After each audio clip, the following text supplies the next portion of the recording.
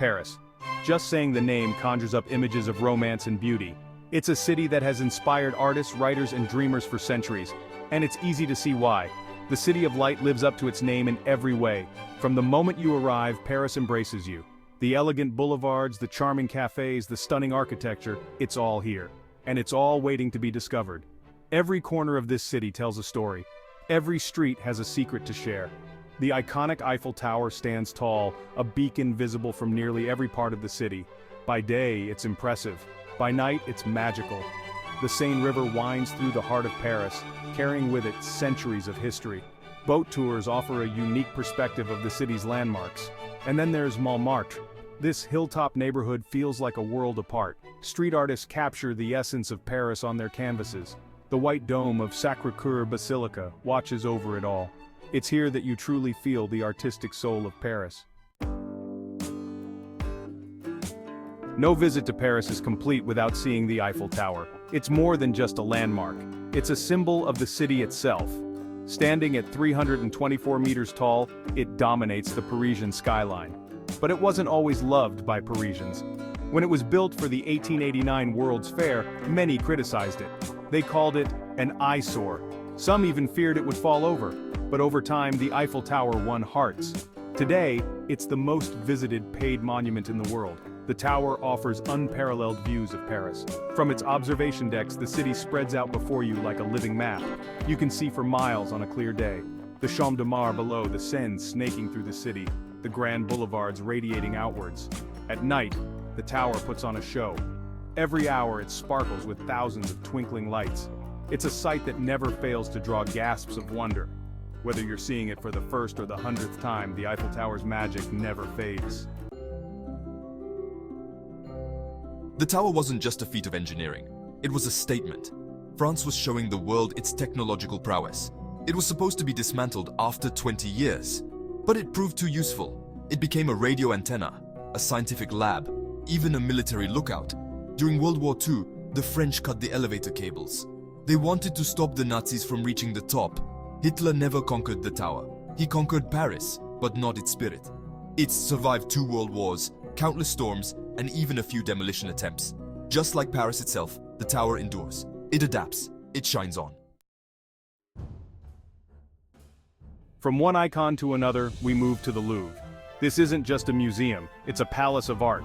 Once home to French kings, it now houses some of the world's greatest masterpieces. The Louvre is massive. You could spend weeks here and still not see everything. The museum's most famous resident is, of course, the Mona Lisa. Leonardo da Vinci's enigmatic portrait draws crowds daily, but there's so much more to discover. Ancient Egyptian artifacts, Greek and Roman sculptures, Renaissance paintings, the Louvre has it all. The building itself is a work of art. The contrast between the old palace and the modern glass pyramid is striking. It shouldn't work, but somehow, it does. It's a perfect metaphor for Paris itself, a city that honors its past while embracing the future. Walking through the Louvre's grand galleries is overwhelming. Every room holds wonders. The Venus de Milo, Winged Victory of Samothrace, Liberty Leading the People. These aren't just paintings and sculptures, they're pieces of history. They're windows into different times and cultures. To gain a deeper appreciation of the Louvre's treasures, I spoke with Claude Renoir, an art curator at the museum. The Louvre isn't just about famous works, it's about the stories behind them. Every piece here has a tale to tell. Claude took me to see the Raft of the Medusa by Theodore Géricault. This painting caused a scandal when it was first exhibited. It depicts a real shipwreck and criticizes the incompetence that led to it. It's not just art, it's political commentary. We stopped in front of the Mona Lisa. Everyone knows her smile, but look at the background. The landscape doesn't match on both sides. Was it intentional? A mistake? We're still debating it centuries later. Claude's passion was infectious. That's the beauty of art. It keeps us questioning, wondering, imagining.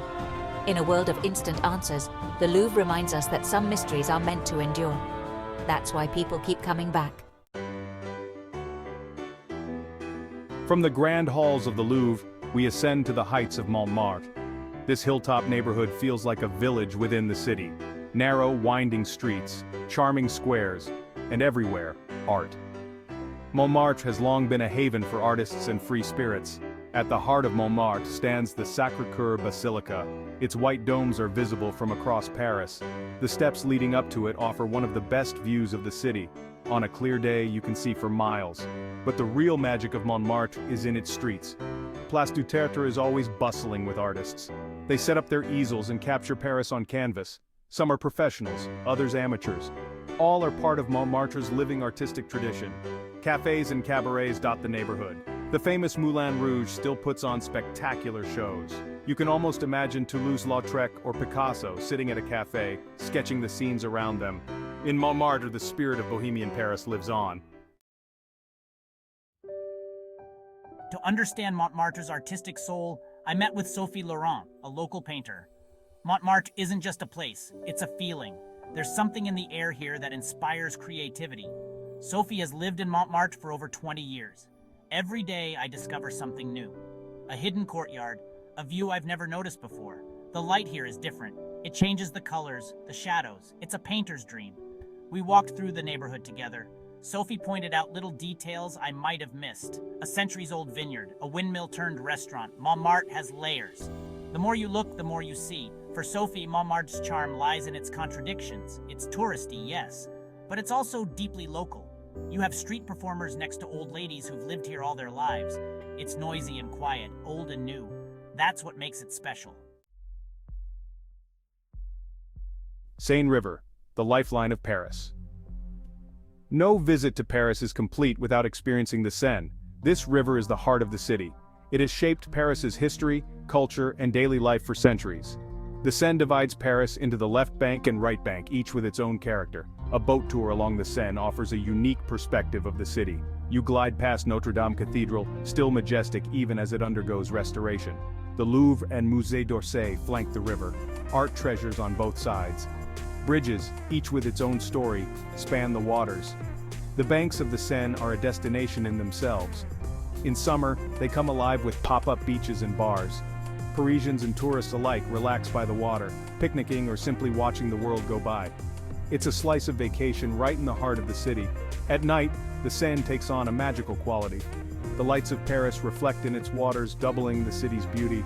A dinner cruise combines sightseeing with fine dining.